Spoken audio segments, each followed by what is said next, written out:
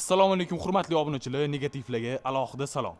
Menimcha turbarezni ishlash prinsipini o'zingizlar ko'rib oldinglar. Mana bu narsani chiqarib berdi. Bu narsa nima deb menimcha so'raysizlar baribir. Men buni nimaligini sizlarga ko'rsatib o'tishga harakat qilaman.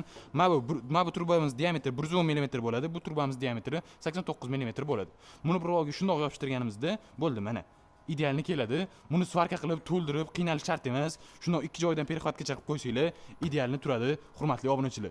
Turbares o'zi nimaga kerak degan savollar ko'p kelyapti, negativlar ko'p yozib qoldiryapti. Negativlar kommentariyani banglab tashaveringlar. U bizga faqatgina foyda. Turbares bizga turba bilan profillarga har qanaqa qiyin shakllarni chiqarish uchun kerak. Mana shuni shundoq bitta ko'ringlar, kommentariyada keyin fikrlarni yozib qoldiringlar. Mana shuni sverlo bilan yoki bolgarka bilan yoki yana allambalo bilan chiqarsa bo'ladimi? Kommentariyalar bomba bo'lib ketsin bo'ldi. Agarda sizlarga sifatli listagib lazer hamda turbares xizmatlari kerak bo'ladigan bo'lsa, pastdagi nomerlarga bemalol aloqaga chiqamiz.